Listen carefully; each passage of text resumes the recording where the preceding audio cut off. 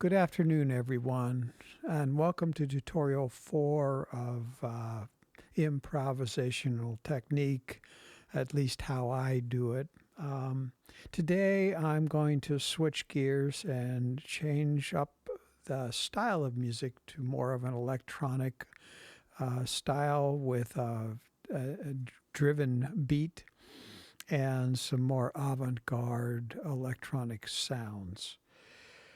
When I switch styles from something like classical, which is what I'm typically trained at, I usually will take some time, an hour or two or so, to go through the sound files of my various instruments and select some new tones, new programs that seem to fit that genre of music a little bit better.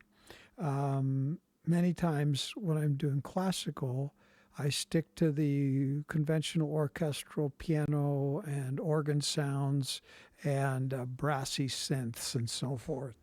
But today I'm going to do something quite different, and I'm going to use some effects sound tone files from the Fantom, some different driven beats up on here in the Jupiter X.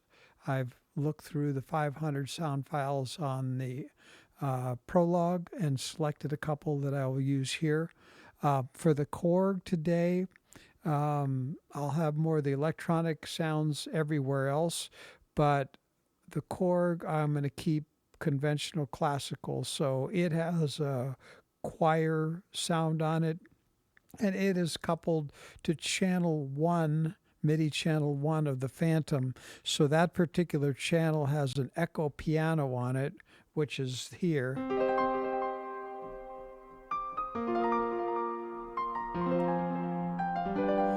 So my two scenes that are like presets, which have multiple tones in them, which are different sounds, this particular channel is not going to be played on this keyboard. I'm not going to play that channel. I'm not going to enable it here. Instead, I'm going to enable it from my keyboard here and couple it with voice. So here's what the Korg is going to sound like coupled to the Fantom.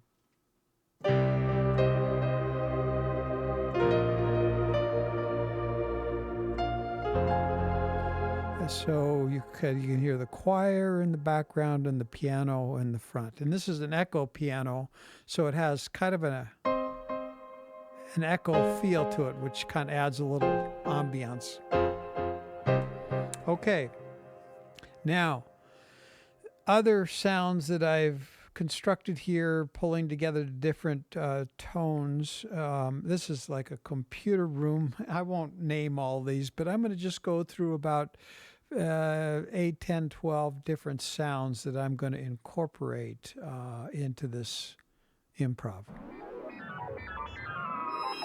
This is obviously just an effects file and has no musical tones associated with it. This is a biosphere, quieter version of esoteric sounds. And now the rest of these are more tone generation for music, but they have some very interesting dynamic capabilities.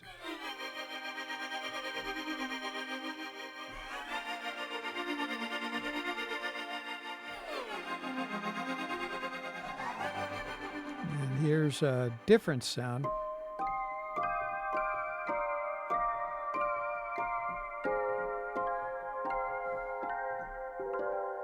Now, this next tone, it's called Keep Going, but what it is, when I just play a chord or a key, you'll notice it stops abruptly.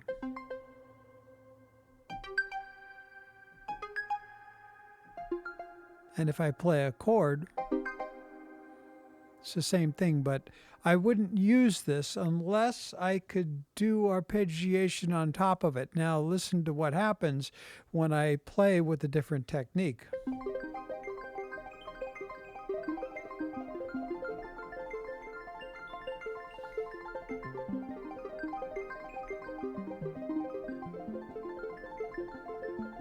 so that I can keep the sound going, but I still have that eclectic feel. So I kind of like that as a background. Then here's some more.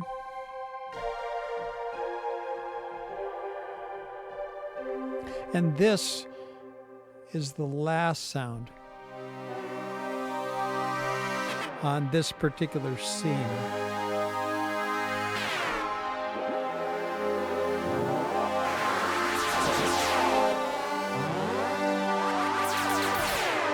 Okay, so that's scene number 1 I'm going to use, and this is the second scene with more sounds on it. Whoops, I switched up here. Sorry about that. I got to go back.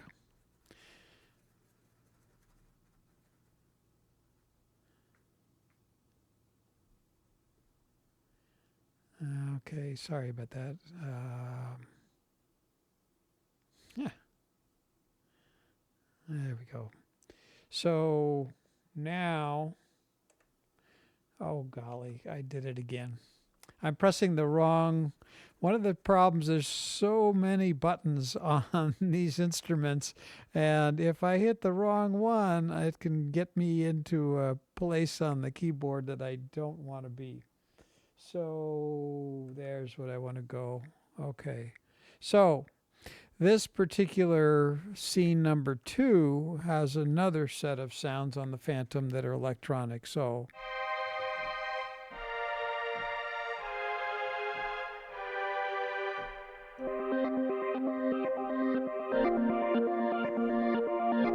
these are all polyphonic, and then this is monophonic. There's a kind of a lead.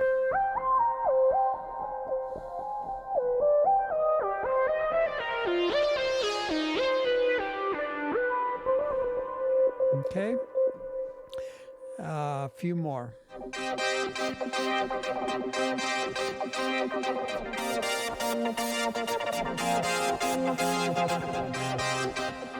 Okay, and here's another pad that's moving.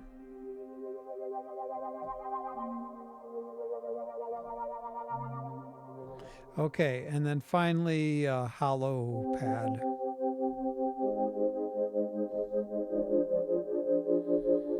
So there's about, what, 12, 15 sounds. Now on the Jupiter X, and the beauty of these 3 workstations is they actually have inbuilt drum machines for rhythm as well. And I use the Jupiter X a lot for bass fundamentals. It's got so much power in it, though, too, not only to create the analog synths, the synths of the tradition of the Roland, but it also does have a great drum machine. So I play this. I played this before on one of the previous tutorials.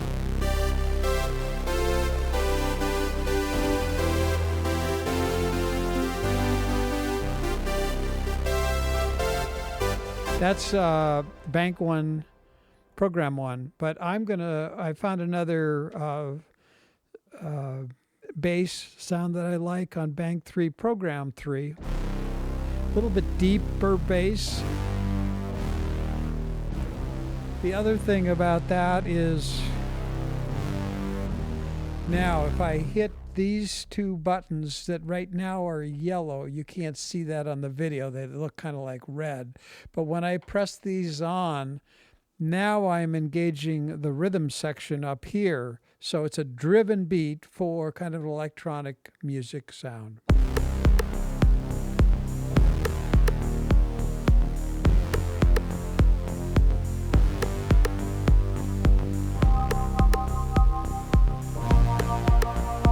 Okay, so I'm going to set that up for that driven beat, which I'm going to bring in after a while.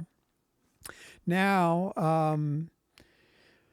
relative to that, on the Prologue, I think I've selected two sounds, and I'm going to try them both right now, and then I'll decide what I want. I think I'm going to start on the Prologue, then I come down to the Korg and use more of the conventional tone, then start the rhythm section, and then finally I'm going to come over to the Moog Matriarch and play on here too, and come back then to the Fantom and then to the Korg. So I have kind of an idea when I'm building this music. I have an idea of at least kind of a sequence of events I want to happen, but nothing is ever cast in stone with me. I may divert last minute to something else, but the key to this kind of improvisation, there's a real important principle that I continue to focus on, is to keep my platform as stable as possible, because I do incorporate change into this platform, but I also, because of the complexity of these instruments, I don't want to change up everything every time I play, because it becomes too complicated to remember. Especially when you're playing improvisation, you don't have time to memorize something perfectly. Instead, you want to be able to have a stable base upon which to rely, and then to be able to augment for a particular style or a particular improvisation, another set of tools just for that improv. So that's what I've done here. I've set up two additional scenes on the Fantom, and I kind of know where everything is, but I also have more of a conventional layout too for some of the classical sounds I'm going to use in this piece. That allows me to not have to memorize too much. I just memorize some of the new tones and where I can get to them.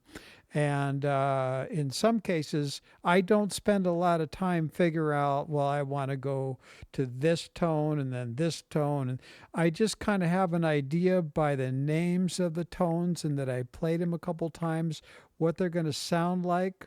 And then if I use them and I don't care for them, I'll bounce off to something else quicker.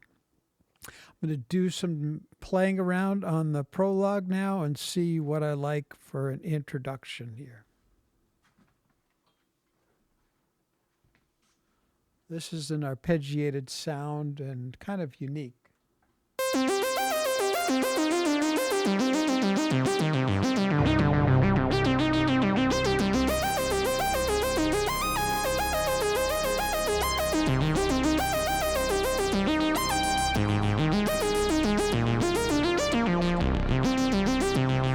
So that's one sound that I like. Here's another one.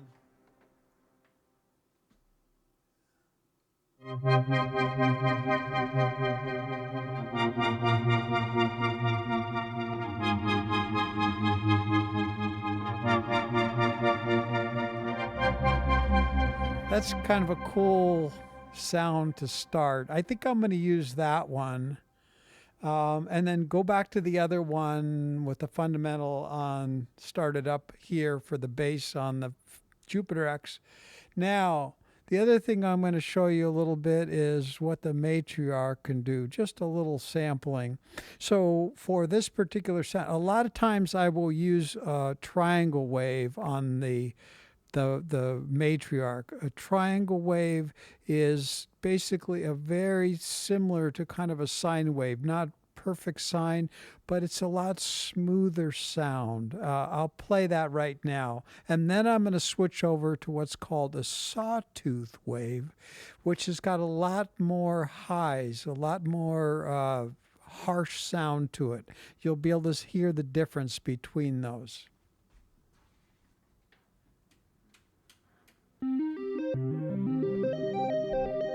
This is the triangle wave.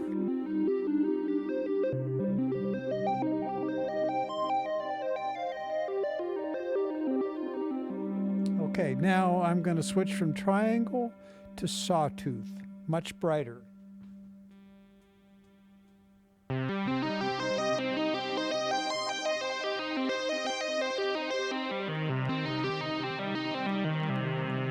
Now the other thing I can do on the Moog is I can create a glide, which actually takes each note and does a transition from one frequency to the next. So you can hear a difference when I turn that glide on.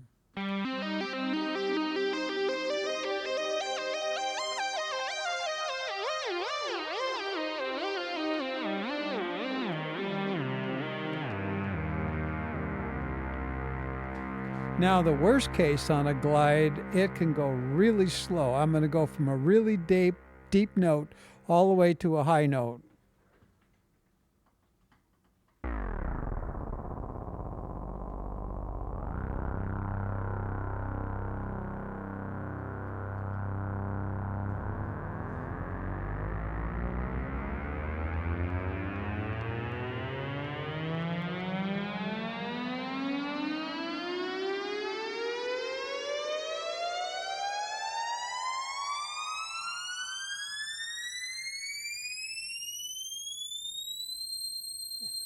So there's some really interesting effects you can get with the Matriarch. I'm not going to use the glide right now because I think it'll just add a little bit too much noise into too much complexity into the pattern. But I am going to continue with the sawtooth wave, which is a little brighter. The other thing is I've got some control pads down here that allow me to change octaves on the Moog. So I can go from really deep to very high, very low frequency to very high. But I want to find the right frequency for a good non-muddy sound.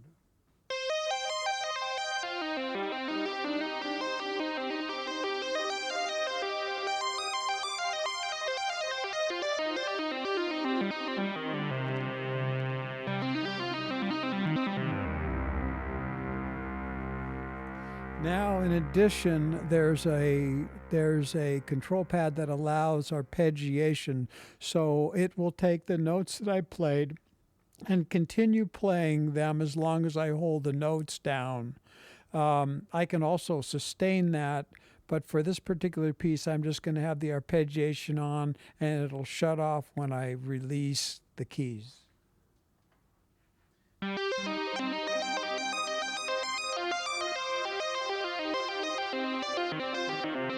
So you can hear that arpeggiation. I'm going to speed up and slow down the timing on that arpeggiation now.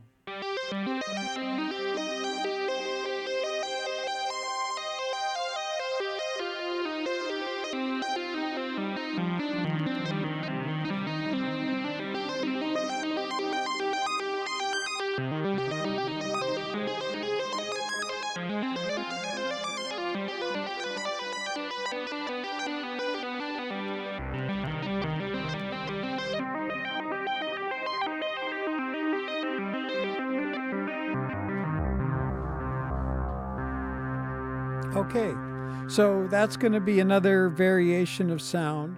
So I've got the Prologue here for the first set. I'm going to go to the bass, and then, let's see, I think I'm going to start to get to the Fantom here and play some esoteric sounds. And then,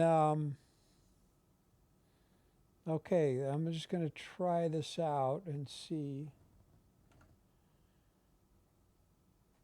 Okay, so I'm just going to play around a little bit, and you kind of get a feel. This is like one of the first times I've tried these variations. I'm not sure what I'm going to do yet, but from an improvisation standpoint, I've got my keyboard set. I've got like the palette. I've now got my canvas. I've got the paintbrush, and I've got the different colors, and now I can mix and match them and just try to see what happens. Okay, so I'll just play around a little bit, and then I'll do some combinations, and then at the end of this I'm going to go ahead and play an improv for you for 10-15 minutes based on what I've constructed. Now, the other thing I will mention about this particular improv today is it's in the key of C minor.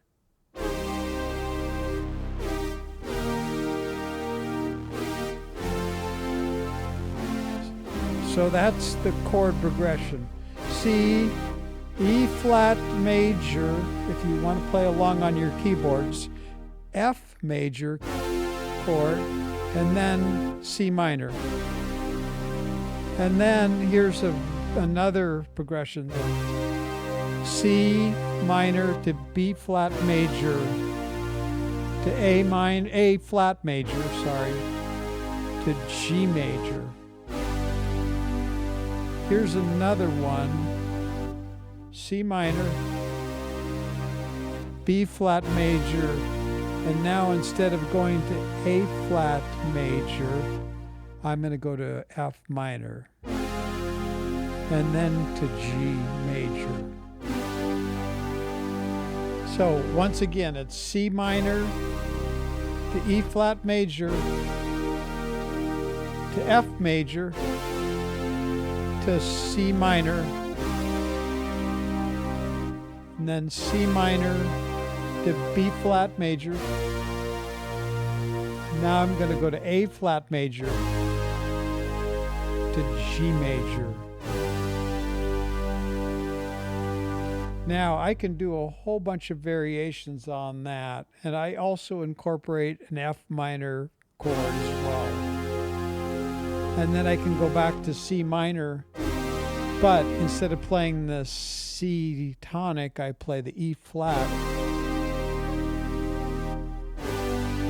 the G to A flat major. But those are they're the same chords. They're just inverted, changed up in terms of how I actually play them. But the chords themselves are the same. There's about 7 or 8 of them there. And then when you'll notice when I'm playing the right hand or even in the bass, I'm not necessarily just staying on the chord keys themselves. So if this is just the E minor chord notes. But a lot of times I will go and do a run and some transition notes between the different chords. So to go to an A flat major, I might go through a B flat key to G to F minor. I'm just doing like a transition note.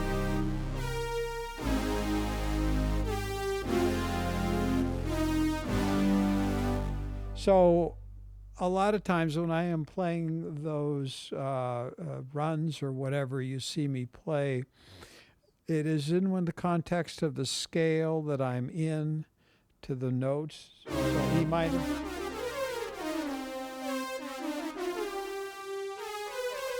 There's several different minor scales, but it's usually within the context of one of those scales that I'm playing. Or it's a transition note into the next chord that I'm playing. So anyway, it fits with the structure of those chords, every note that I'm playing. Okay, so let's see. That's it. It's going to be in the key of C minor with those chords that we just talked about. And I'm going to start with the Korg Prologue here, and let's see where it goes.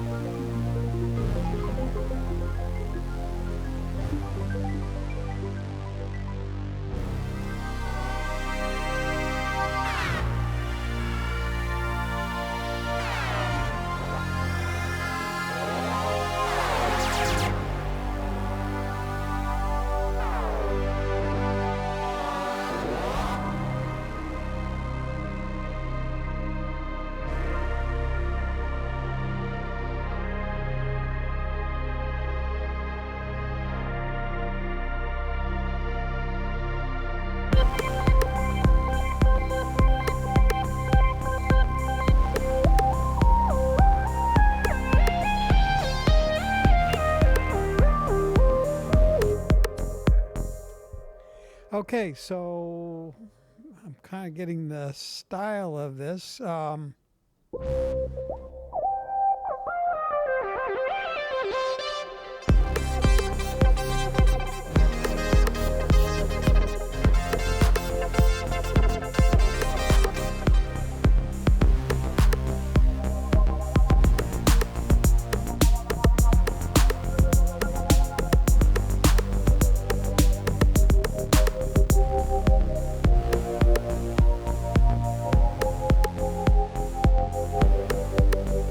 going to try the Korg here.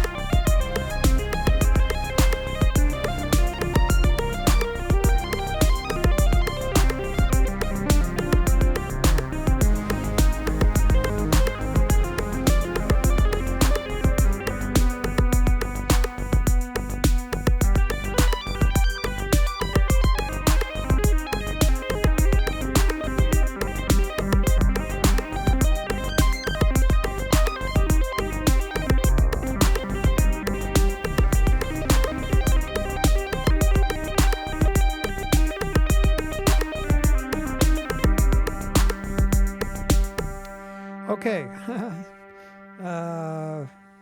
Great. I think I am set. So I'm going to go ahead now, based on just playing around with all these different sounds. I am going to go ahead and just play an improv for you for about 10 minutes based on that. I'm just going to go with the flow. I don't know exactly what I'm going to play each, but I have a general feel for how I want to play this, and then I'm just going to let where the spirit takes me from here. So, okay, well, I'm going to take my headphones off and turn the speakers on, and I will start the improv in about 20 seconds or 10 seconds. Talk to you on the other side. Bye-bye.